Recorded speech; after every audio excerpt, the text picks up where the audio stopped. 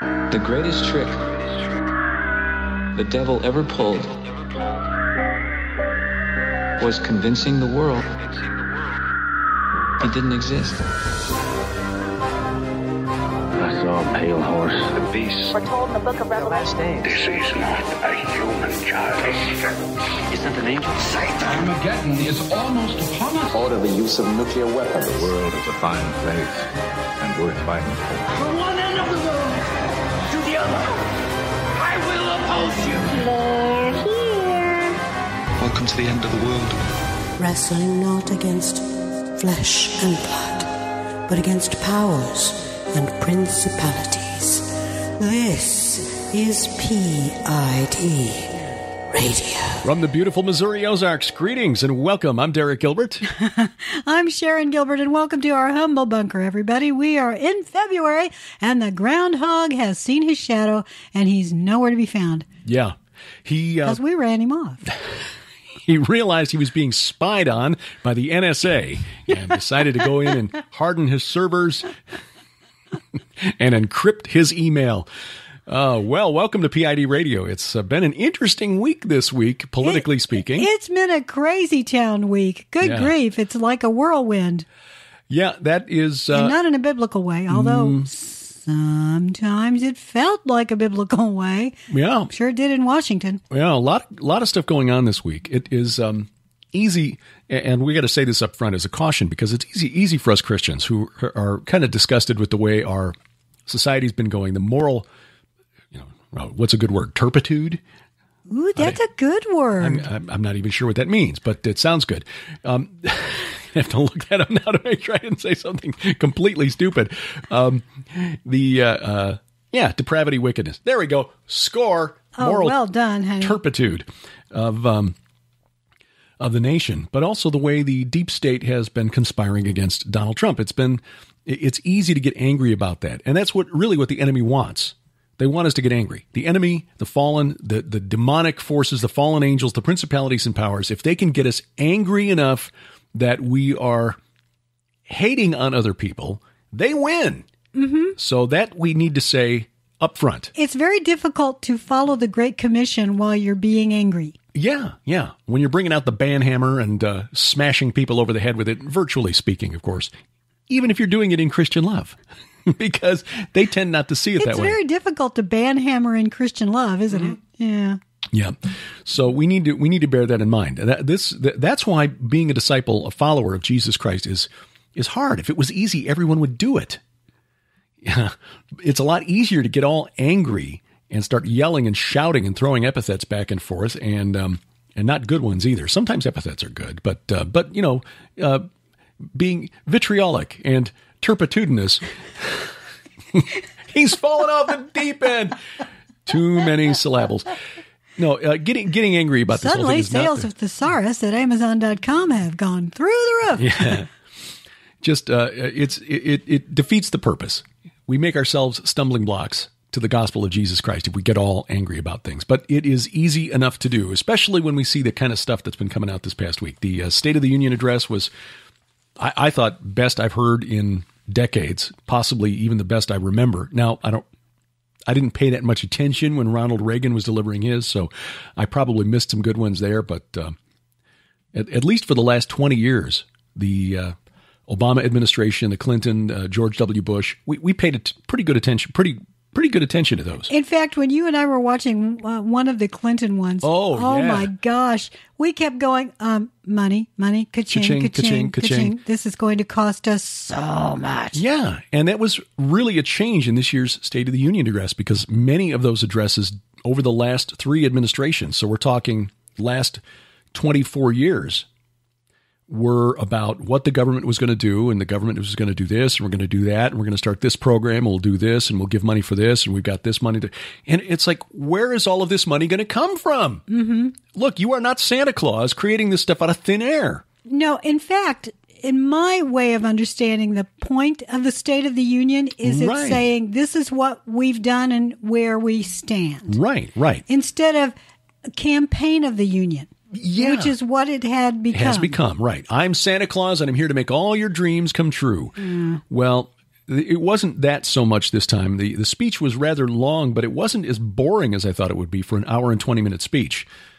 It was a little drier than a lot of Trump's stump speeches, but he was sticking more or less to the teleprompter, and his delivery was a little more measured than he will sometimes do when he's at a rally. Mm-hmm. But that's appropriate for a State of the Union address. It is. At an hour and 20 minutes, it was only 9 minutes shorter than the longest ever, which was, not surprisingly, Bill Clinton's. But all in all, the first hour focused on the theme that he campaigned on, which was America First. He didn't even talk about foreign policy. The first hour was all domestic policy. This is what we've done. This is what's changed. The economy is doing well. African-American unemployment is at an all-time low. Black Caucus sat on its hands. Mm-hmm. Which makes no sense. They should have been delighted with that news. Okay, look, I get it. You're Democrats. You don't want to stand up and make it appear as though you're actually applauding the president from the other, especially a guy you just have been demonizing for the last 2 years as racist. But you could at least applaud the fact that your supporters, your political supporters, are going back to work and bringing money home to their families. Yes.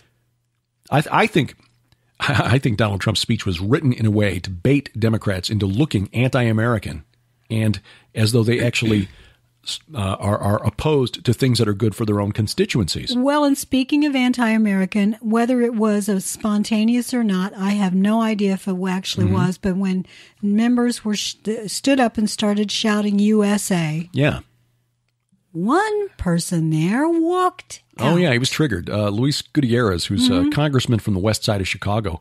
It's interesting when you look at the picture, the boundaries of his district are totally gerrymandered.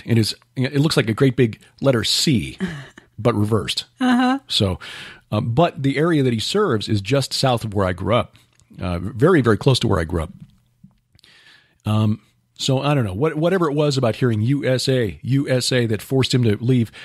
Again, it's just bad optics for people out here in the heartland. Now, he made a kind of a snarky comment later when he was asked about the speech. Well, whoever translated it from the original Russian did a pretty good job.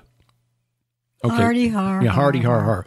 Well, look, Mr. Gutierrez, Democratic National Committee, here's a little bit of advice for free from P.I.D. Radio. Nobody out here in the heartland is buying the Russia, Russia, Russia meme anymore. It looks stupider and stupider each passing week. In fact, we started to laugh when we see it. Exactly. When you guys are saying, Russia colluded, he colluded, he's a Russian student. Sorry, real Americans out here don't buy it. We just don't buy it. And it's that kind of attitude, that kind of snarky attitude that you and your little echo chamber there think everybody believes it. But the vast majority of Americans don't believe it. And it's making you guys look really, really hateful and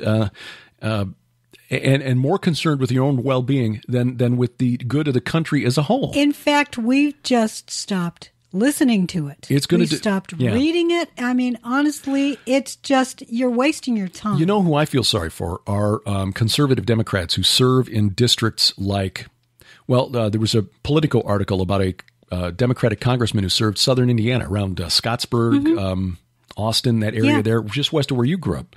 And he wins his district because the people there know him and they know that he's a Christian. He's pro-life, pro-gun, very much out of step with the Democratic National Committee.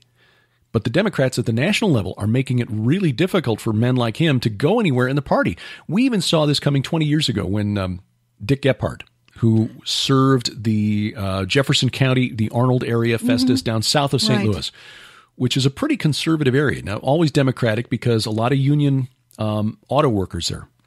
It's historically old Democrat territory. But old Democrat territory, right.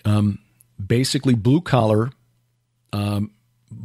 workers who don't really buy into this idea that we should have open borders and let kids in high school pick whatever bathroom and shower they want to use. Don't really buy into that. That's conservative. Yeah, so Gephardt was pretty conservative, pro-life, until he decided to run for president. And then he had to switch. Al Gore was the same way. He served a pretty conservative area, Tennessee, as a senator until he decided to run for president. And they did. So the Democratic Party at the national level has staked its future, and this is what Luis Gutierrez represents, on identity politics, racial identity, sexual identity. And identities that are very much out of step with the majority of Americans, Republican or Democrat. So Democrats in rural areas, like here in the part of Missouri in which we live, the part of Illinois that we left, Democrats don't even put up candidates for office because there's no point. 85, 90% of the people are going to vote Republican because the Democratic national platform is so contrary to the way most folks out here in real America live. Exactly. I've said this before. I was raised a Democrat, but it was an old Democrat. Yeah, I was too. It was the old blue collar, very conservative, right. Very faithful in the church Democrat. Right. But because the National Party started skewing very liberal, and now it's just stupid liberal. It's insane. That's why there are so many what's called rhinos, Republicans in name only, that at one time were Democrats. Yes. The Republican Party at the national level has moved left, and it is now more like the old Democrats than the Democrats are. The Democrats are they're almost anarchic. They don't want national border.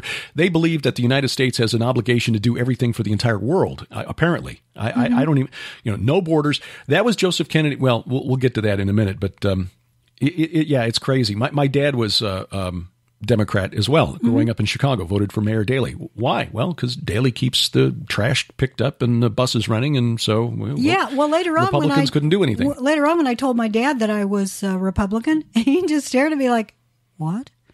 And I said, "Dad, the Democrats have changed. My politics now lie along Republican platforms.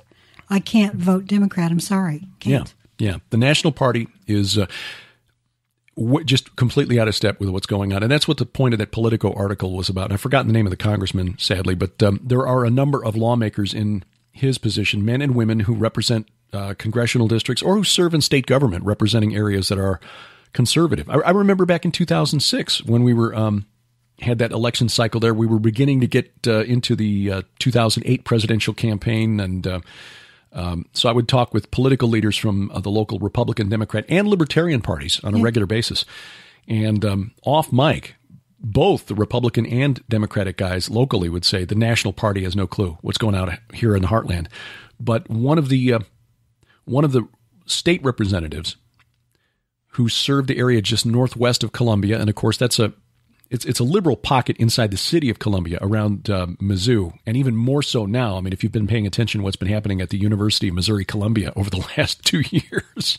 I'm glad we don't live there anymore. I'm glad we don't live there anymore either. But this gentleman was a Democrat, and he was very proud that his son, one week when I interviewed him, his son was in Washington, and his father was very proud that his son was in D.C. marching for right to life. He was pro-life, anti-abortion. Conservative and pro-gun. But boy, if you're a Democrat and you try to run on those policies at the national level, you forget it. Forget it. Because people in New York, Los Angeles, San Francisco, Chicago, they have no clue how people in there. And now, after having lived in downstate Illinois for 4 years, I understand why the rest of the state is so angry at Chicago. You Chicagoans, hey, sorry, I'm old Chicago. We moved out years ago. Don't blame me. Chicagoans probably do not understand that because everything revolves around Chicago. Right, exactly. And that's what I thought. I had no concept of what happened in the state of Illinois south of Interstate 80. The fact is we all live within a certain information bubble. We do. And the Internet's frankly magnified that. Yeah, rather than broadening our horizons. I mean, for people who really choose to expose themselves to ideas that run counter to what they're used to, read liberal news sites, read opinions of people that you disagree with just to find out what they think and what their chain of reasoning is. Sometimes you might actually be persuaded to change your mind on some issues. At the very least, you find out, you learn why certain people believe certain things, which can, if nothing else, help you to refute their arguments. But most people choose to join echo chambers. And, their Twitter feed is mainly people who agree with them. And so when you tweet something and, 200 people follow you, yeah, right on, get them. It is easy to believe that everyone agrees with you out there, when that's not necessarily true. No, in fact, on Twitter, many of the ones who are following you may not be real people at all. Yeah. Anyway, the president. So anyway, bottom line, president's speech, very pro-American. And I think here's the really telling fact that came out of Tuesday night. The mainstream media pundits hated the speech. It was divisive. It was hateful. It was racist, yada, yada, yada. Just what we'd expect to hear from CNN, MSNBC, et cetera, et cetera. But the polls conducted by CBS News and CNN showed that 70 to 75% of the people who watched the speech reacted positively to it. Yes, very much so. Earlier, if you've already listened to Gilbert House Fellowship for today, you heard me say that on P.I.D. Radio today, I was going to be essentially interviewing Derek and having him reveal the whole history, giving you essentially Memogate 101. Exposed. Revealed. We're taking lessons from Josh Peck on social media. Trigger words, keywords, tags, whatever those are called. We're going to have him write them because we're too old and stupid. But take us way back. When did this surface and why? Okay, well, the memo, and this was the other big political event of the past week. It's been ongoing for a couple of weeks now. If you've been watching Twitter at all or seeing people posting on Facebook about the memo. Release the memo, release the memo. What is the memo? The memo is a summary by the majority members, the Republican members of the House Permanent Subcommittee on Intelligence. Okay, the House, or for short, the House Intelligence Committee. Mainly Trey Gowdy of South Carolina and Devin Nunes of California, who's the chairman of that committee. There are 13 Republicans on the committee and 9 Democrats. They have been investigating for some time now, for about a year and a half, abuses of the FISA court, or rather the Foreign Intelligence Surveillance Act. Exactly. The Foreign Intelligence... Which recently got re-upped. Right. It expires, I think, every December or something like that. Yes, and it was re-upped by an overwhelming majority of the Congress, in fact, which is ironic because Democrats have spent the last 18 months telling us that Donald Trump is literally Hitler, and yet they voted to give him these incredible surveillance powers again. Yes, it's because they don't want to lose him. That's why you continue, reapproving it. Right. So the Foreign Intelligence Surveillance Act was authorized, or was passed by Congress to try to put together some sort of legal framework to control how this information is used. The National Security Agency has the power to basically collect all electronic communication everywhere by everybody at all times. Which is why they have such a huge data center. Right. Which isn't even nearly enough. It's not nearly big enough to store everything they want. Yeah. Analysts have said the problem with having the capability, the ability to suck in all of this raw intel is that trying to make sense out of it is like trying to drink from a fire hose. You don't get this information dump has not helped them stop any terror attacks because they can only piece things together in retrospect. I mean, there's so much coming in, and they don't have enough people to analyze it all. So no, but they've got bots that were looking for keywords and things like that. Yeah. But that's what they tell us. But the truth is, analysts say that there's just so much coming in, they just cannot.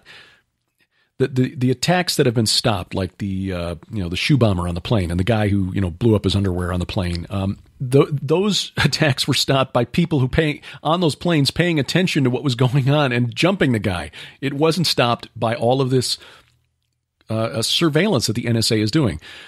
So the Foreign Intelligence Surveillance Act is supposed to require a government agency to go to a court. It's a secret court and present an application for a warrant. Mm-hmm. This is per the Fourth Amendment of the Constitution. It's in the Bill of Rights. They have to go to a court and tell the court, why do we want to spy on this American? In other words, why are we suspicious? And what do we hope to find when we surveil this man's communications? The NSA is not supposed to spy on Americans at all. No. But it does, because Americans might be communicating with foreigners who want to blow stuff up. All right, fine. So and in order to prevent this surveillance from just ongoing forever, we got one warrant and we can use it now forever to spy on this guy. These applications, these warrants have to be renewed every 90 days. So there's a 90-day sunset on each one of these warrants. Now, the way this story goes with Memogate is this. And again, remember when Donald Trump was saying in March of last year that he'd been spied on by President Obama. And the mainstream media was like, oh, he's crazy. That never happens. There's a reason that President Trump said that. And just file that away because we'll get back to it. Let's see if I can find the notes here that I've pulled out. Okay, ironically, the hero in this story, or I think the way, if history is fair to this man, he will be remembered as a hero in this story, is the director of the National Security Agency, the NSA. Oh, Rogers? Rogers. And I never thought that I would say that because the previous guy, whose name I forget, to me always seemed sort of like a Dark Lord, or at least Lord of insufficient light. Admiral Mike Rogers became the director of the NSA in April of 2014. Now, in early 2016, some 10 months before the presidential election, Admiral Rogers became aware of ongoing and intentional violations of the Foreign Intelligence Surveillance Act. It was General Alexander, and before that, Michael Hayden. Keith Alexander, right, okay, yeah. So Admiral Rogers, in early 2016, was made aware of violations of FISA, specifically Section 702 surveillance. Under Section 702 of the Surveillance Act, there are two types of two items under Section 702. Section 16 is called to from information, and Section 17 covers about information. To from is who sent it or who made the phone call, and the from, of course, is who received the email or who was the receiver of the phone call. Item 17, the about queries, specifically covers the collection of emails and phone call surveillance of U.S. persons, of American citizens. So Admiral Rogers notified by his staff, hey, there's ongoing intentional violations of Section 17, or rather Item 17 of Section 702. Mm-hmm. In other words, somebody in the government is accessing this NSA information about American citizens. Is that an about query? That's an about query. Okay, so essentially they're asking, show us the information in this. Right. And this is the kind of communication that later, you might remember some news stories about the National Security Advisor, Susan Rice, unmasking names. Mm-hmm. So when this information is turned over by the NSA to, say, the FBI, the names of people are often covered up. And then, and again, this is for privacy protection. I was going to say, this information should be top secret. Exactly. Or, in some way classified. Exactly. And somebody like the National Security Advisor, Susan Rice, can go back to the FBI or the NSA and request that those names be unmasked, mm-hmm. so that we know who was communicating to whom, mm-hmm. in addition to what was said. In other words, instead of saying U.S. person 1, U.S. person 2, and identifying them that way. And that's where information was being shared around inside the Obama White House about members of the Trump transition team. That's how General Mike Flynn, who was the nominee to be the incoming National Security Advisor, got into trouble. But the investigation that got him into trouble was illegal, as we shall see. Anyway, recapping. Admiral Rogers, early 2016, advised of ongoing intentional violations of the law, the Foreign Intelligence Surveillance Act. So he orders his compliance officer to run a full audit on this Section 702 compliance. What are the other agencies asking us to do? What information are we turning over? What's going on here? This audit began in the summer of 2016. So now we're still about 4 months away from the election, 4 or 5 months out. Again, 702, basically spying on Americans. The actual spying part is this item 17 of Section 702 of the Foreign Intelligence Surveillance Act. The compliance officer comes back, identifies several strange about queries that were being conducted.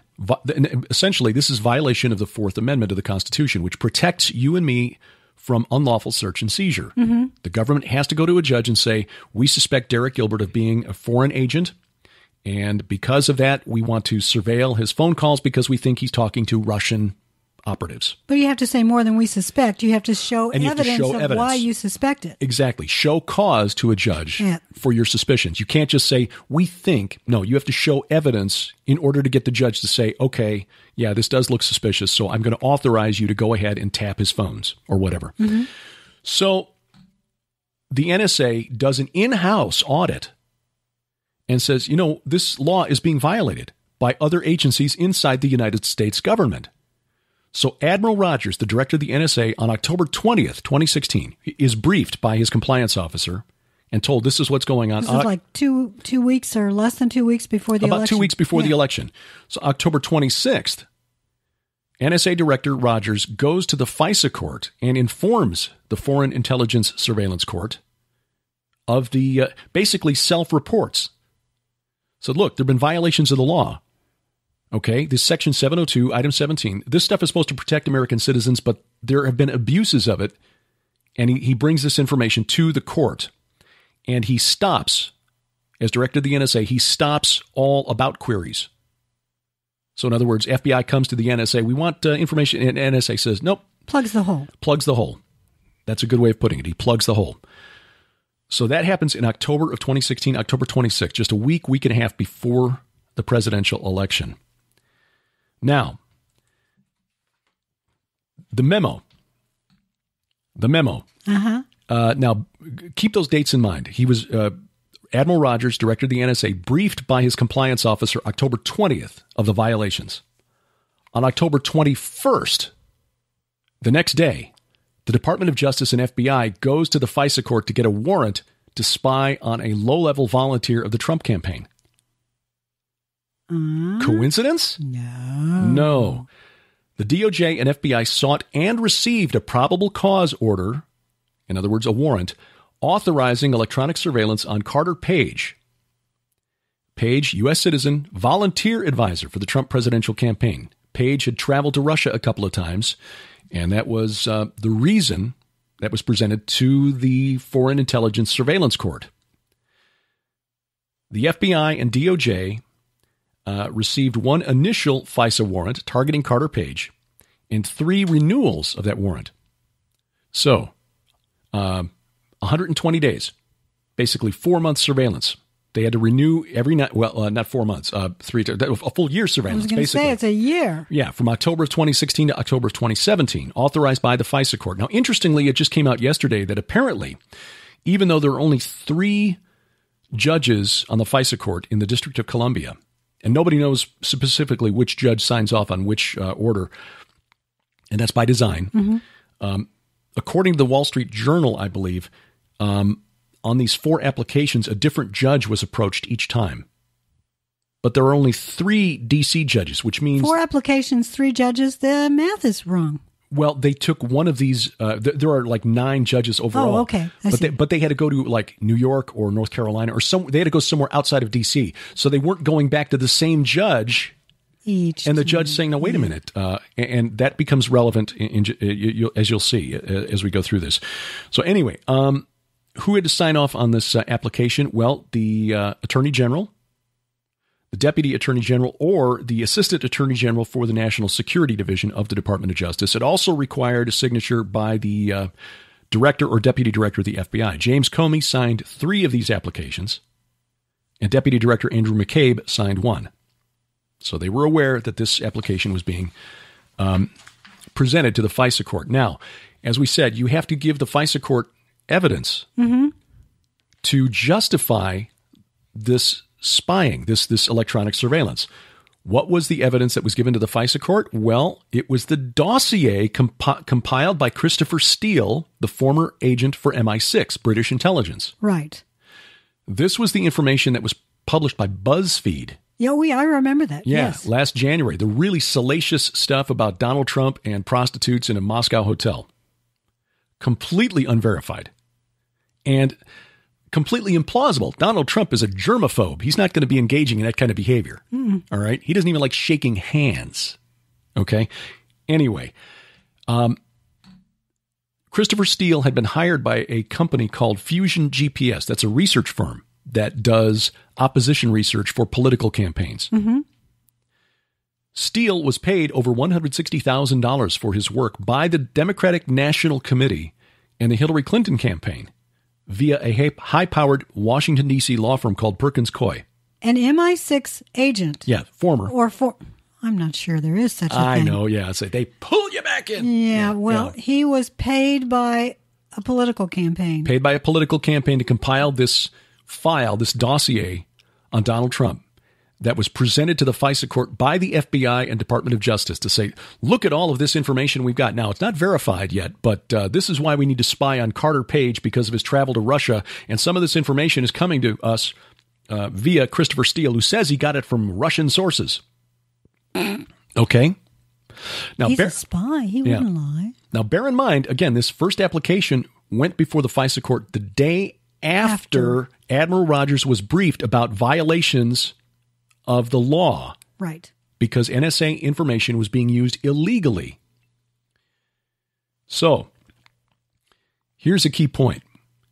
The fact that Christopher Steele was paid to compile this information by Hillary Clinton's campaign and used to justify spying on a party who was part of the Donald Trump presidential campaign is relevant information. Mm-hmm. Because it speaks to the veracity of the information in the file. It speaks to the motive. It speaks to the motive. But that information was not given to the FISA court. The FISA court was not informed that Christopher Steele had been paid for this research. That information, even though it was known to the Department of Justice, it was known to the FBI, they did not put it on the initial application dated October 21st, 2016, or the 3 subsequent renewal applications. For a full year, the DOJ and FBI knew this information was bought and paid for by Hillary Clinton's campaign. They did not share that with the FISA court. Now, wasn't there a second bit of evidence, so-called, that corroborated? Right. Oh, absolutely. Supposedly corroborated. And here's the other thing. Corroborating evidence that was given to the FISA court was a news piece by investigative journalist Michael Isikoff, who used to work for Newsweek before Newsweek went under, and now the new Newsweek is a joke. Michael Isikoff is a respected journalist. He now works for Yahoo News. On September 23rd of 2016, a month before the Steele dossier was presented to the FISA court, Isikoff wrote an article for Yahoo News, which focused on Carter Page's trip to Moscow in July of 2016. This article was presented as corroborative evidence to the FISA court. Well, look, okay, we got this file of information that one of the guys on Trump's campaign may be a go-between between the Russian government and Donald Trump. Mm-hmm. And look, this investigative journalist, Michael Isikoff, highly respected, was writing about this a month ago. So, that corroborates the information in the file. What they didn't tell the FISA court, and what the DOJ knew, the Department of Justice knew, was that the source Michael Isikoff used for his story was Christopher Steele, the guy who wrote the dossier. Steele wrote the dossier. He fed the story to Michael Isikoff, and then the Isikoff story based on Steele was used to support Steele's dossier. It's a daisy chain. It's not even that. Good grief, that's... And now here's the thing. Of course, the court had no idea. And the court was not informed. No. Steele was ultimately suspended and terminated as an FBI source for what the FBI defines as a serious violation, unauthorized disclosure to the media of his relationship to the FBI. Now, this was a week after the application of the FISA court. On October 30th of 2016, David Korn, who writes for Mother Jones News, reported on Steele and his relationship to the FBI. FBI didn't want Steele doing that, but he should have been terminated for his previous undisclosed contacts to Yahoo News and other media outlets in September, prior to the application to the FISA court. But we can't, do that, because if we do that and we're using his stuff to validate the dossier, then, we're basing this information. We want to get a warrant on this source who's doing illegal stuff. So who paid him? Was it Fusion? Fusion GPS through the Washington law firm Perkins Coie. And Fusion GPS was paid by the DNC and the Hillary Clinton campaign. Exactly. So Steele received $160,000. Democrats have been fighting tooth and nail to prevent the House Intelligence Committee, the Republicans in the House Intelligence Committee, subpoenaed Fusion GPS. Show us your bank records.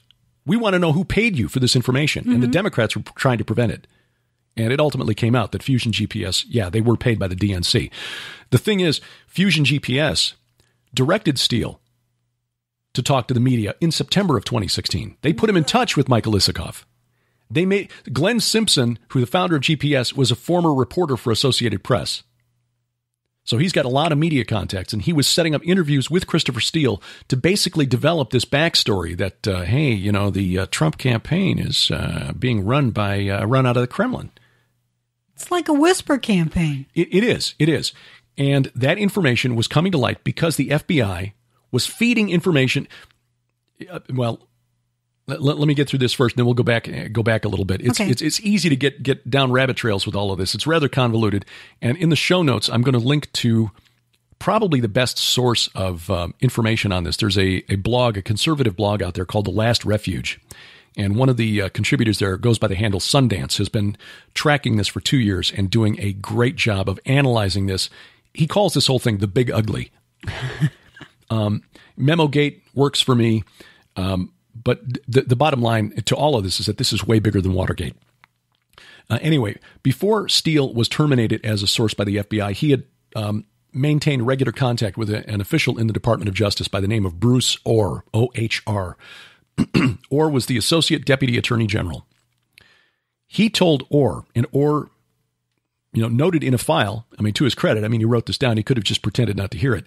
I will quote Steele telling Orr, quote, that he was desperate, quote, that Donald Trump not get elected and was passionate about him not being president, end quote. Now, that might suggest bias. Yeah. On the part of the guy putting together the dossier that the FBI used to get the warrant to spy on Carter Page of the Trump campaign. But again, that information was not relayed to the FISA court. Now, at the same time that Steele was communicating with Associate Deputy Attorney General Bruce Orr, Mrs. Orr, Nellie Orr, was employed by Fusion GPS to assist in the cultivation of the opposition research that went into the file presented by the FBI to the FISA court. And this relationship between... That lived in the house that yes, the Dems built. Exactly. And the relationship between Bruce and Nellie Orr with Steele and Fusion GPS, not disclosed to the Foreign Intelligence Surveillance Court.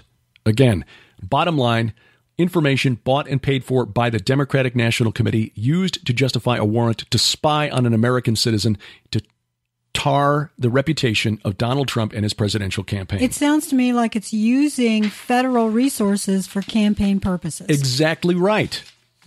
Now, what was Watergate? Watergate was a committee inside the White House called the Committee to Re-elect the President, sent 5 guys over to the Watergate Hotel. The plumbers. Yeah, in 1972. And they were called plumbers because they had originally come up with the idea that they needed a secret or working group to plug leaks, information leaks coming from the White House, hence plumbers. Yeah, the first time the plumbers went out, they went to California, they broke into the office of the psychiatrist of Daniel Ellsberg, who leaked the Pentagon Papers to the New York Times and Washington Post. Then they were deployed to go to the Democratic National Committee's headquarters in the 1972 presidential campaign and bug the telephones there. They wanted to find out what the Democrats' plans were. Let's find out their plans. But they had to actually physically go there and put bugs in the phones. They got caught when they went back a second time because apparently the bugs stopped working. So that was Watergate. The Republicans, because they were meeting at the Watergate Hotel. Exactly. The Republican the Nixon White House trying to find out what the Democrats' strategy was for the presidential campaign in 1972. This is essentially weaponizing the Department of Justice and the FBI using the unparalleled surveillance power of the National Security Agency to spy on the opposition party. This is orders of magnitude bigger than what they did in 1972. So much bigger. By the way, really quickly, lest I forget, because I did tease this in Gilbert House Fellowship, let me share with you my connection to the Watergate Hotel. In 1977, I had been singing with Sweet Horizon for a while, and one of the places we played, one of the venues, was a hotel in Muncie, Indiana. It was a really old, turn-of-the-century, beautiful hotel, one of those with an elevator, or if you're a Brit, a lift, that you had to hand operate. Had one of those cages that you slid, and you actually had to move the handle, and it didn't necessarily, you had to stop it on your own. It wasn't automatic. So sometimes you'd stop and it wasn't quite even with the floor. So when I write about that in Red Wing Saga, it's from experience, having run one of those elevators myself to go up and down. As we were first arriving and setting up in this room where the band played, the manager was showing us the various things in the hotel. He was very proud of the hotel. Mm-hmm. He took us into this room, and there was beautiful drapes, and he says, by the way, these drapes, we recently installed them. They were originally in the Watergate Hotel. Ah, interesting. So there you go. Yeah. And that, and here's the thing. In 1972, this connection that the plumbers had, these burglars who were caught at the Watergate Hotel inside the DNC offices, that they were connected to President Richard Nixon, was considered so shocking that Richard Nixon resigned, because it appeared to be a foregone conclusion that Nixon was going to be impeached by the House and convicted by the Senate. And so he resigned in advance of that. And then, of course, was pardoned by Gerald Ford. Mm-hmm. But that was so shocking, and it had such a lasting imprint on the American psyche, that every scandal of every kind ever since then has had the suffix Gate attached to it. You remember the scandal that the New England Patriots, who are, I think, playing some kind of game today, were deflating footballs for the opposing team in home games played in Boston, that they called it Deflategate. Mm-hmm. It is so stupid. We should stop it. But that is why Gate comes. But again, this thing that's going on, that what the Obama White House and Department of Justice did to the Trump campaign is way worse than that. The Fourth Amendment rights of Carter Page, and I have no idea what he was doing in Russia. I really don't. But the fact that the information that was used to justify the warrant against him was partisan. It was opposition research. It's the kind of mud that politicians throw at each other every campaign. Mm-hmm. It's why we're so glad we don't watch live television anymore, because we don't have to see those political ads of my campaign, my opponent is an idiot, and a yeah, exactly. We're very grateful for that. That's the level of information that was in this dossier, completely unverified, salacious, and bought and paid for by the Democratic Party. I suspect that's why the DOJ and FBI went to 4 different judges with this same dossier, so they didn't run into the same judge twice. They said, wait a minute, why are you back with this crap? Exactly. And I've thought about this since you were here. Yeah. Have you verified any of this since you were here 90 days ago or 120 days ago? Exactly. You've had 90 days to listen to this guy. Give me more. I want more. Right. Why should we continue surveilling this guy? Yeah. But remember, again, they didn't go to get a warrant until after Admiral Rogers of the NSA put a stop to the Item 17, Section 702 about queries. We're not giving up any more information. So they went to the court with this pile of junk and said, well, we need to spy on this guy. And the court authorized it and said, okay, you can go ahead and spy on this guy. And they kept that up for a full year after the presidential election, which was in November of 2016, remember. Now, let's pick up our timeline again. As I said, on October 26th, Admiral Rogers informed the court.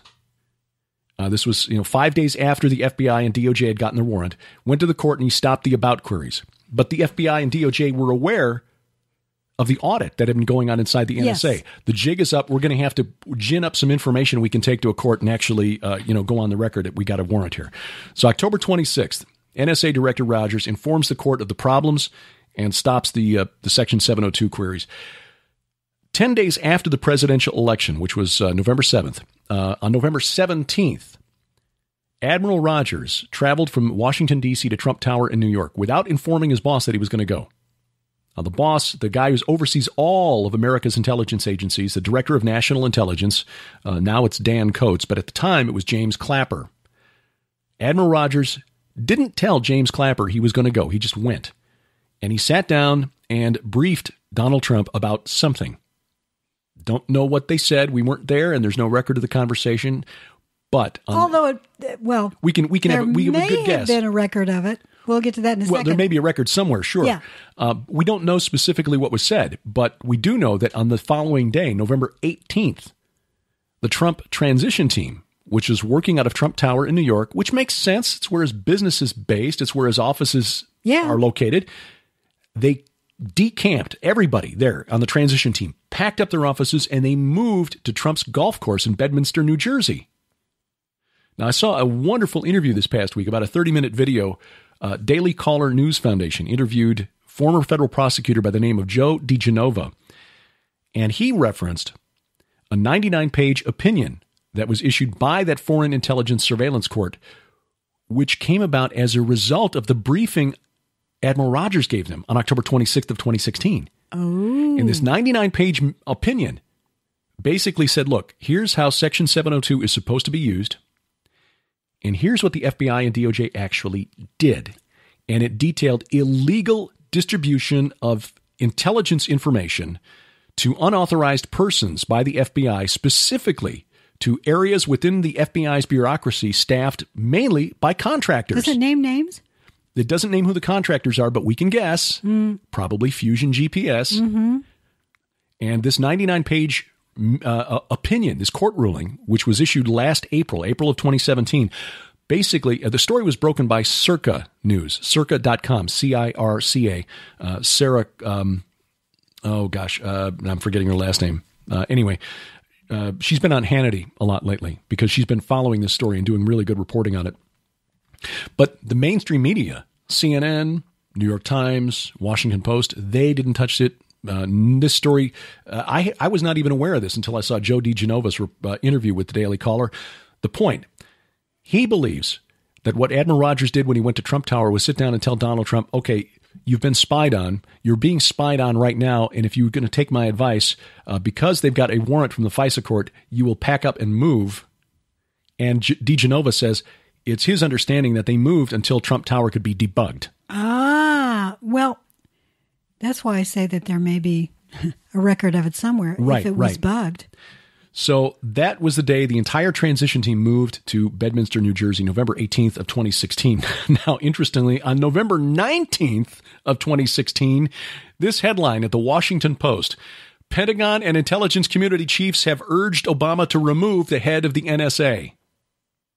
Oh, really? 2 days after Admiral Rogers, head of the NSA, went to New York to brief Donald Trump on something, and the Trump team moved from Trump Tower to Bedminster, New Jersey. Mm-hmm. Suddenly, the very next day, the Washington Post, which is sort of like the official media leak source for the shadow administration in Washington. For the intelligence community. Yeah, New York Times usually leaks for the FBI. Washington Post usually leaks for the CIA. Suddenly, it comes out that... let me see. The heads of the Pentagon and the nation's intelligence community have recommended to President Obama that the director of the National Security Agency, Admiral Michael S. Rogers, be removed. Again, this story ran the day after the Trump team moved out of Trump Tower. The recommendation delivered to the White House last month after Admiral Rogers briefed the FISA court about the illegal use of NSA intercepts, NSA surveillance data. So anyway, supposedly made by the Defense Secretary Ashton Carter and Director of National Intelligence James Clapper. Obviously, he was not fired by Obama. I think he's still in office. He is. Admiral Rogers did say about a month ago, early January, that he was going to retire in a few months. So he is going to step down voluntarily, but he did survive the transition. And I suspect history is going to be kind to him, at least historians that pay attention to this kind of thing, because he is the one who said, wait a minute. All of this surveillance data that we're collecting here, that's supposed to be tightly controlled so that we're not abusing, violating the constitutional protections of American citizens, are being misused. The law is being broken here. Yes. Information that should be classified to protect you, Mr. Citizen, Miss Citizen, is that it's been revealed and released to, frankly, people who have no business seeing the information, people who are not cleared with any sort of top security clearance. Right. And furthermore, that information was being used in a political campaign by the Hillary Clinton presidential campaign. Which makes it 10 times worse. Yeah. And honestly, had Trump's campaign done this, it would have been just as bad. Just as bad. This is not the first time the FBI has been weaponized or politicized in the United States. I mean, if you're old enough like us to remember the Bill Clinton administration, when FBI files of 400 Bush And Reagan appointees in government wound up inside the White House. Oh, we don't know how those got here. Yeah, we feel sick about it. Yeah. And, of course, J. Edgar Hoover had his own enemies list. Oh, yeah. But now J. Edgar Hoover didn't care who was in the White House. He had his own agenda. Yeah. But still, that's not the way America is supposed to be run. No, we really, I think you and I want to think that America works the way we're taught in school. Right. But, truth, justice, and the American way. Yeah, but it doesn't. No it's country a fallen works world. that way. That's exactly. correct. It is a fallen world inhabited by fallen human beings. Yeah. So the summary of what the FISA court found. This was a document that you can find online, by the way. InfoWars has it, but I've also found it at McClatchydC.com. Daily Caller has got it. You can find this 99-page FISA court opinion dated April of 2017. In a nutshell, this document, which was signed by one of the judges on the FISA court, Judge Rosemary Collier, said that the court learned in a notice filed October 26, 2016. That was the day that Admiral Rogers, head of the NSA, went to the court and said, we've found these problems internally. Our information is being used illegally. 2016 or 2017? 2016. Oh, okay. Because I was going to say, I'm looking at the document. It's dated April 26th of 2017. It is. So 1 year later. Right. Yeah. The notice that was originally filed was October of 2016. Oh, okay. Yeah. October. I thought you said April 26th. No, October 26th. Okay. That's when Admiral Rogers self-reported the problems within the NSA.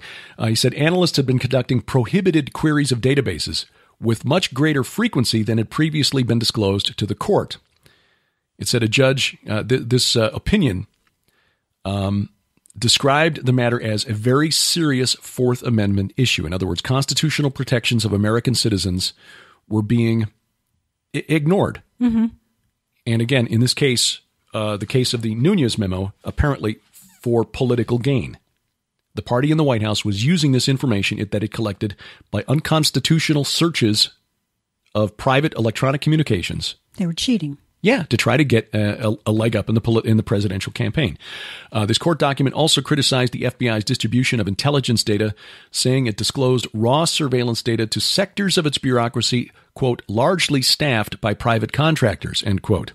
The contractors had access to raw FISA information that went well beyond what was necessary to respond to the FBI's requests. Adding that the Bureau discontinued the practice on April 18th of 2016. That was about the time the FISA, that Admiral Rogers ordered the internal audit.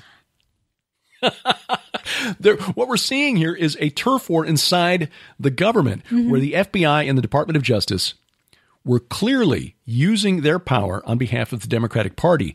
And Admiral Rogers saying, wait a minute, this is just illegal. We can't do this. And, of course, that's why you get the Washington Post leaking that story in November. Oh, well, the Director of National Intelligence and the Defense Secretary, they say he should be fired. Mm-hmm.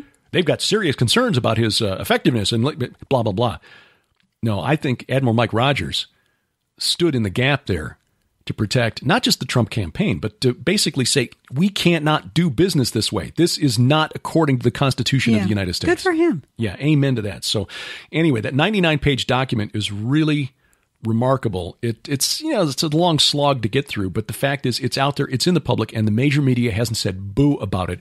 But you can bet if it had been a Republican, imagine this, George W. Bush, the outgoing president of the White House, directs or allows his attorney general and his director of the FBI to use their surveillance powers of the NSA to try to hamstring the Barack Obama presidential campaign. How do you think the New York Times, Washington Post, CNN, MSNBC would have responded to that? They'd be all over it. Yeah. But what do we see today? Honestly, today, 2 hours ago, USA Today, lawmakers, Mueller's Russia probe needs to continue. The Guardian, Nunez memos political hit job on FBI in service of Trump. Oh, yeah, well, again, and this is why we say as Christians, we can't let ourselves get angry about this, because the response from the major media is just what we expected. So true. What nothing a world to see here, nothing to see here. Well, but it's go back to the temptation of Jesus in the desert, where Satan said, all these kingdoms are mine. I've got authority over them. I can give them to whoever I want. Yeah. Yeah. So, well, now we're going to go to a totally different topic. And it's about time. Thank you for doing all that, honey. By the way, if you want more on this, you've done VFTB just where you sit and talk about it. Yep. So you can do that. Also, you've talked with Carl Gallups. Does he post those online? He does. In fact, I'll put a link to that in the notes. Also put a link to the program that Josh Peck and I did on this for his podcast yesterday, his vidcast. So, by the way, those of you who are my age and you're thinking, I remember Watergate. Oh, those were the days. Remember two of the big names? E. Howard Hunt and G. Gordon Liddy. Yeah. John Ehrlichman. Yeah. E. Howard Hunt. And also Chuck Colson, who was part of it all. He recommended Hunt for the job. Oh, yeah. E. Howard Hunt. Smoking man. Was supposedly supposedly one of the tramps. One of the tramps in Dallas. Yes. Oh, right. And he was the character on which the Smoking Man was based, and that's why the Smoking Man was a writer. Right, because E. Howard Hunt has written some novels. Exactly. Yeah. So now we're going to talk about a program that I wasn't going to watch. It just was released on Friday from Netflix. It's streamable. You can binge the whole season.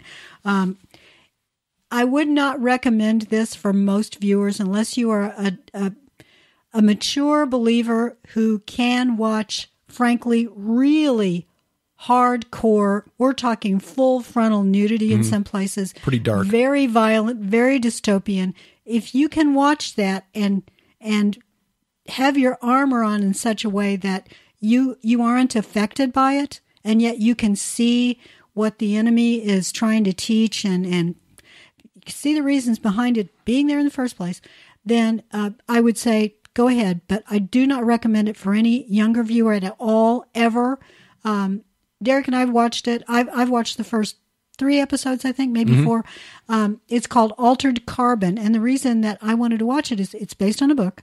There are apparently 3 books in the series. So it could be that Netflix will produce 3 seasons. It's hard to say, but it essentially takes place 250, 300 years in the future, and a time when mankind has populated other worlds, and there's been a rebellion featuring these soldiers called envoys.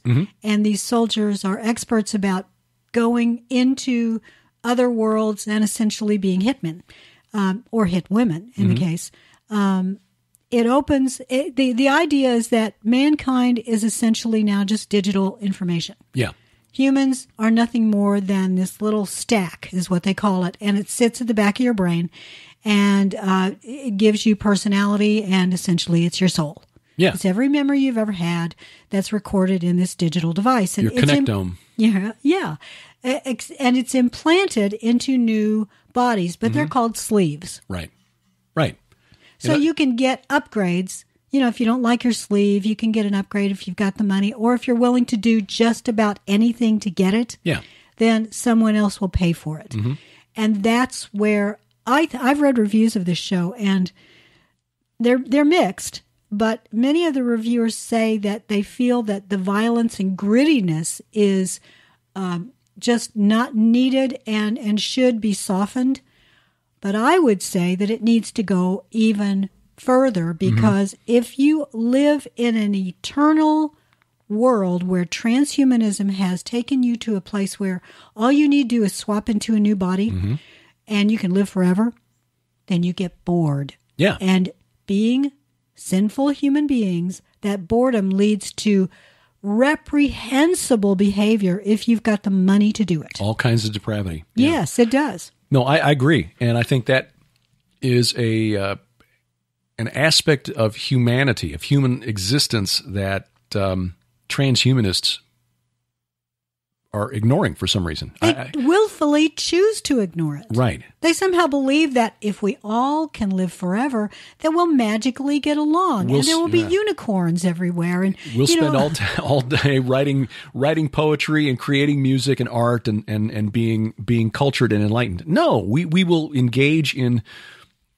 raw, just vile, sinful behavior. Out of boredom. I mean, for goodness sake, even if you are in the lowest rung of the social ladder, you will grow bored. I get to live forever. Okay, I can die. How's the best way for me to die? Yeah. If I'm going to be upgraded, if you're poor, you get upgraded with whatever's available at the penitentiary. Right. You know, and in fact, in the very opening episode, there's this little girl who died. She was died of a hit and run. Right. And the deal is, if you are killed in a hit and run, a child gets a free upgrade body, free sleeve. Right. But the catch is that it's whatever we've got available, whatever the state has available. Yeah, and so the 7-year-old girl, her stack, her memories went into a woman my age. Yeah, a woman in her 60s, and suddenly it's like, Mommy, and she didn't understand what was going on, and her parents were horrified, but they didn't have the money to pay for a body by order. Now, the flip side of that, of course, is that as you said, if you've got in that world unlimited funds, you could put yourself in any sleeve you want. Don't like the genetics I've got, so I'll, pay. And and I don't know if they explore this in the series, but a science fiction author that I read a lot when I was in high school and as a young adult, and by young adult, I mean in my 20s. I don't count young adult being like 14, 15. You're not adult now until you're 26. Yeah, according to the government. Yeah, under my roof, you better be 21. Get out, Sam. Yeah, the fellow's name is Larry Niven. He's a hard science fiction author. Wrote a number of things with Jerry Pournelle, who sadly just recently passed away. Pournelle was the believer of the two. Niven is, I believe. Well, I don't know what he believes, but I didn't see any overtly religious content coming from Niven alone. It's when he partnered with Jerry Pournelle, there was more religion involved in the stories, but still, he created a future universe called the Known Space series, and in that series, technology had been developed that allowed people to live virtually forever. You get something wrong, you go into a tank, and the tank sends nanobots into your system and fixes whatever's wrong with you. So you never age, you never die, unless you want to. The problem is, as in this world, you get past 120 years and suddenly everything seems trite. I've eaten this meal 1,000 times before. I can't think of any. I've done this 1,000 times before. I've had this type of relationship for 60 years. I'm bored, and people start doing incredibly and increasingly crazy, dangerous, and self-destructive things because they can't find a way to alleviate the boredom anymore. And I think that's the way we're designed. We are. And part of the plot, I don't know that you've gotten to this yet, is that there is a group called the Neo-Catholics. Yeah. And they do not believe in being re-sleeved. They think that once you die, you should die. Yeah, yeah. I would suspect in a real world like that, and this was the thing I was getting to before I let myself go down my own rabbit trail, that when you're in a world where nobody wants to die because you don't believe that there's anything after that last breath, which as Christians we do, we believe, look, we're spiritual beings just temporarily stuck in a sleeve. That's when the real life begins. That's when real life begins. That the problem that the world has now with the black market trade in organs for transplant would get even worse. It would be even more ridiculous because now if you're going to live to be 500 or 600 years old, what happens when your kidneys wear out or your lung develops a tumor or whatever? In this world, you just get another sleeve. You get another sleeve. But what happens when you're running out of sleeves? I mean, who actually wants to die? What are you creating? Are you creating blank sleeves? Or are you just this guy looks like he doesn't have any family. Let's drag him down a dark alley and take out his stack. Okay, spoilers ahead. And I won't spoil things too badly, but I'm just... Two points. I mean, One that would is be predictable in that kind of a world. 2 points. One is that if you go into too many bodies, you go crazy. Makes sense. Because this idea of because when you wake up in your new sleeve, it's an adjustment period and you don't really know. Sometimes some time has gone by. You may have been put on a shelf in the back room for years. The soldier who wakes up and he's the main character, he's been on ice for 250 years. So after a while, you can go crazy. But the other thing is that you won't go crazy if you're put into perfect clones of your own body over and over again. And if you're wealthy, you can do that. Right. That's a major spoiler for those who are playing the game at home. I think that there's a lot to watch in this. I'm looking forward to seeing where it all goes. Artificial intelligences play a big role in this too. There are hotels that are run by AIs, and they can offer a virtual experience for you and serve you in every way possible.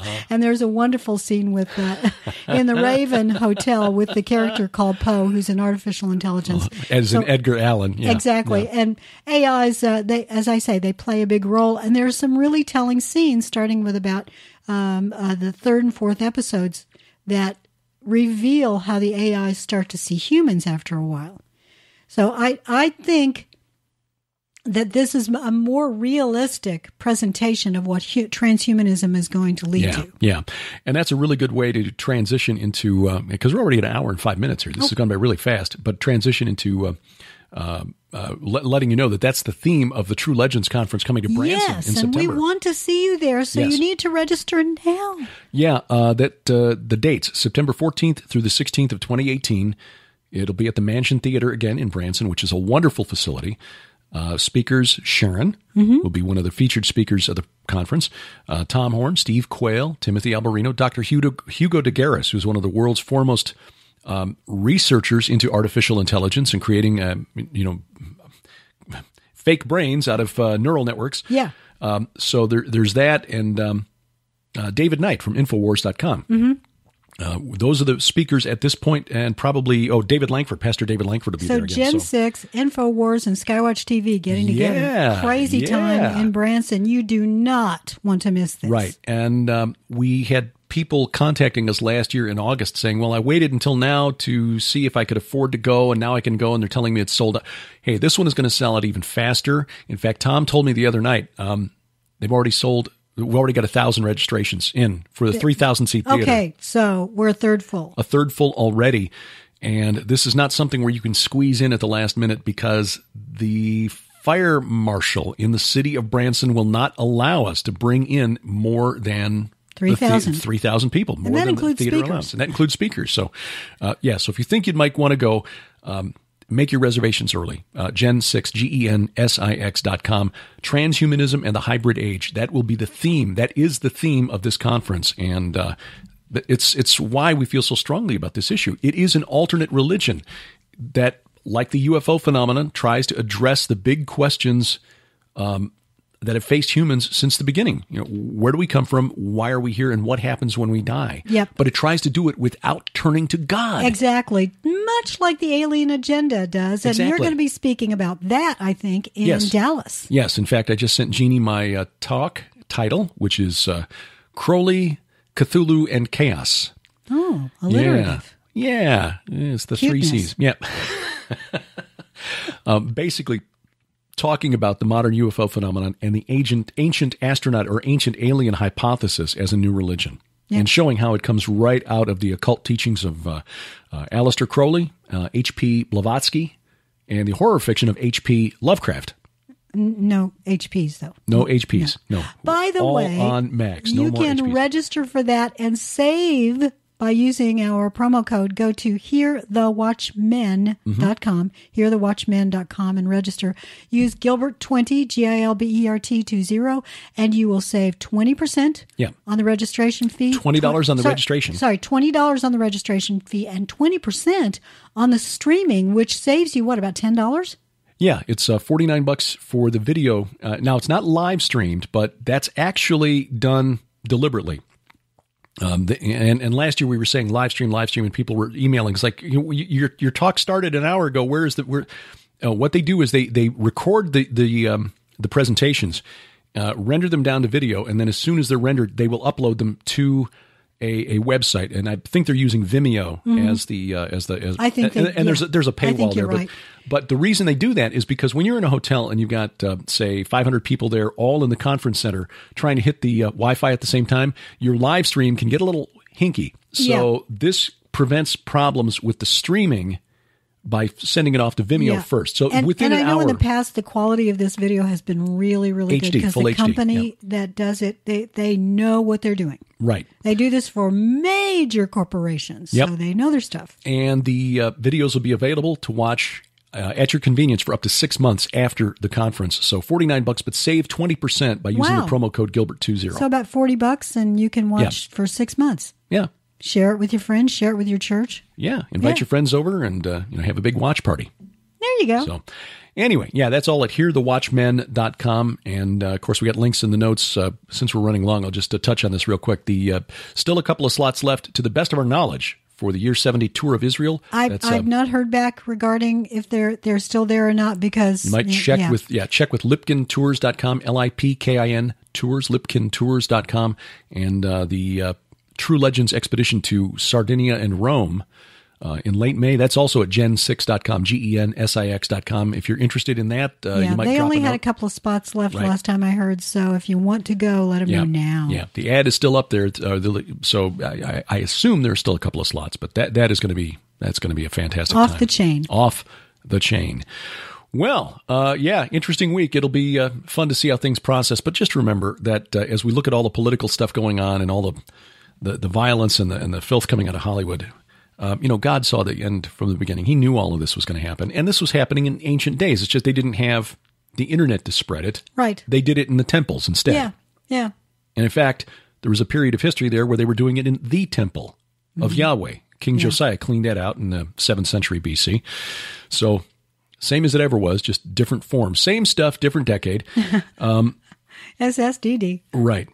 So keep looking up and be prepared to share the gospel, the hope that you have in Christ Jesus, with gentleness and respect to everyone that you meet. That's part of our Great Commission. Amen to that. Yeah. Till next time, I'm Derek Gilbert. I'm Sharon Gilbert. Bye-bye, everybody. Thank you for listening. P.I.D. Radio is a production of Gilbert House Ministries.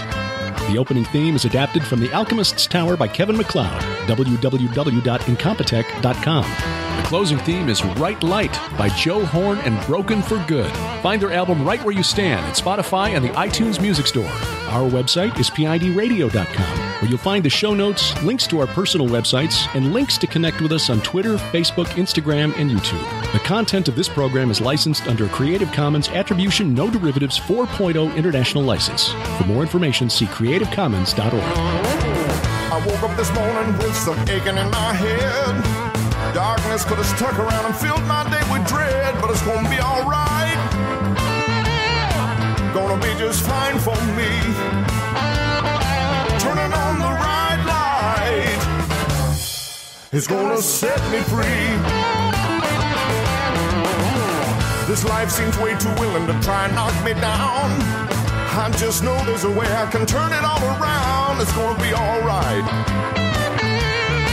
Gonna be just fine for me. Turning on the right light, it's gonna set me free.